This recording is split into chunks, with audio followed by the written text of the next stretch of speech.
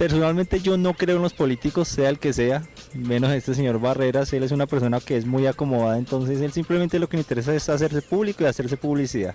O sea, él es un candidato ahorita que está bastante fuerte, y si él está en contra de lo que se está diciendo es porque quiere que la gente apoye la noción que él está en este momento dando. El gobierno es el que le toca proteger a los ciudadanos, según la Constitución, y si no los protegen entonces hay problemas, es lo que está presentando.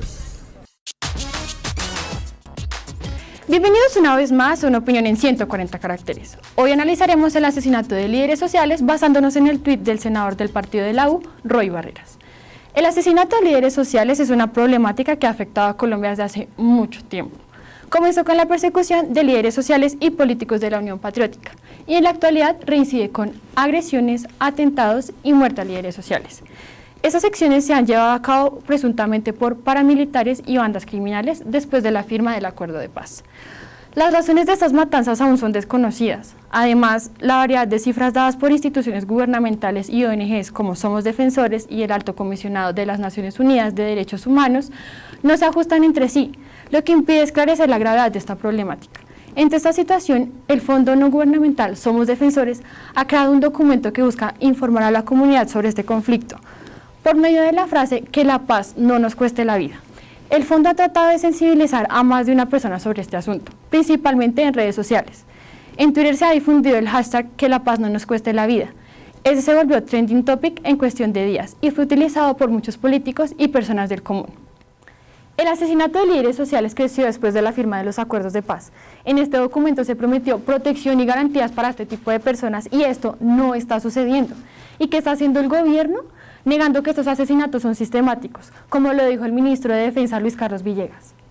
El Estado nunca ha querido reconocer su responsabilidad y hay responsabilidades tanto por acción como por omisión. A mí me parece absurdo que el ministro de Defensa salga diciendo que no es sistemático, que no se estaban violando de una manera reiterada los derechos de estas personas cuando sí se está haciendo. O sea, los han asesinado, los están amenazando. Ahorita, desde hace más de 3 meses, han crecido las amenazas a los líderes de restitución. Entonces, el gobierno básicamente lo que tiene que hacer es protegerlos, garantías de seguridad y protección a estas personas.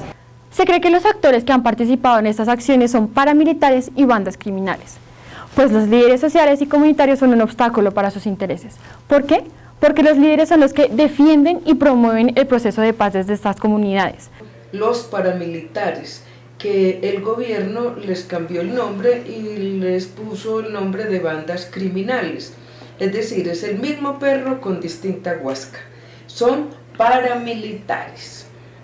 Ya sabemos el origen de estos grupos paramilitares y siempre los paramilitares han actuado en alianza con agentes del Estado, bien sea el ejército o la policía. Que los que eliminan a los dirigentes sociales y populares, que por lo general son gente demócrata, progresista, gente que está por los cambios, por la lucha reivindicativa, lo eliminan son los otros sectores de la derecha, la ultraderecha.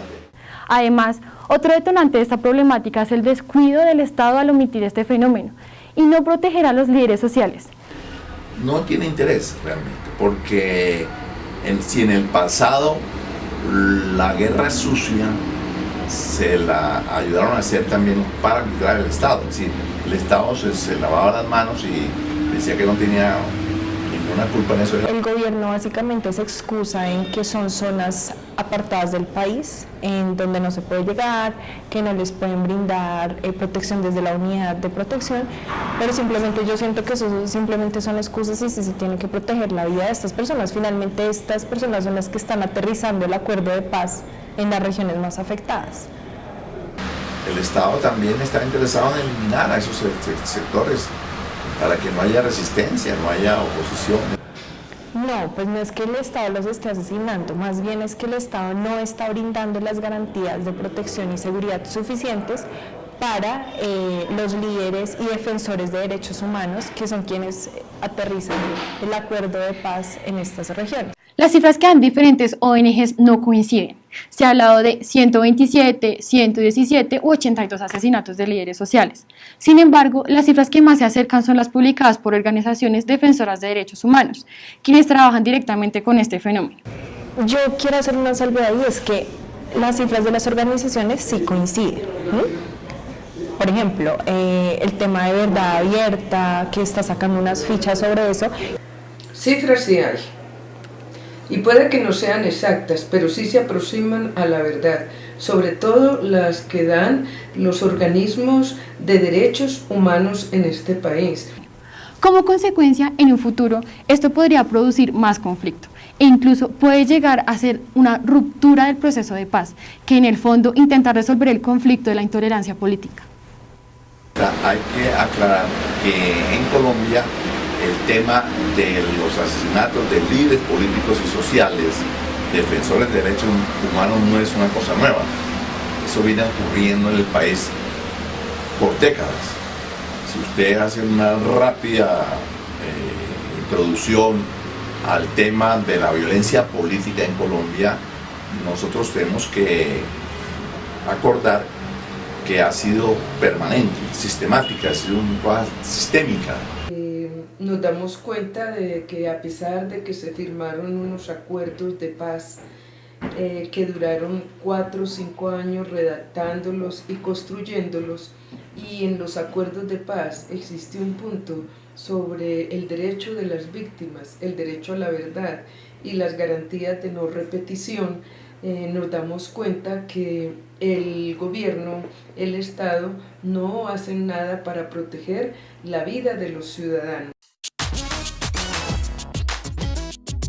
Pues por supuesto que estoy de acuerdo con esto, es el Estado quien uno tiene que garantizar la vida y la protección de estas personas, y pues sí tiene razón al decir que es el Estado quien debe ocupar ese territorio, porque resulta que es en esos municipios, en esos departamentos, son los que han sido abandonados por el Estado y son en los que ahora tienen presencia pues bandas criminales, el ELN. ¿Por qué esto? Porque es importante entender que estamos en la implementación de un acuerdo de paz en donde las FARC simplemente dejaron muchas zonas, muchos municipios, y pues otros estados necesitan llegar a cooptar, otros grupos ilegales necesitan entrar a ocupar estos territorios. Entonces, si el Estado no está, por supuesto que va a pasar esto, como que los paramilitares continúen asesinando a los defensores de derechos humanos y otros grupos armados.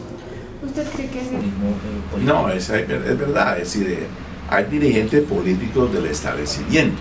Roy Barreras es un senador de la Unidad Nacional. Son sectores del establecimiento muy importantes. Ciertos dirigentes políticos del establecimiento les preocupa, honestamente, que estén ocurriendo estas cosas, porque hay variantes políticas en esos sectores del establecimiento. Unos que son más inteligentes, más realistas, dicen no hagan tantas tonterías. Le dicen a los otros sectores de la ultraderecha, no hagan tonterías, no hagan esas cosas, porque eso va a provocar un estallido, no sé qué. Entonces llama la atención. Este señor Roy Barrera es un hombre realista, no es un hombre de izquierda, ni mucho menos. Pero está llamando al Estado, copen esos territorios, por favor, porque es que esto se puede romper. Hay preocupación por eso, entonces es así.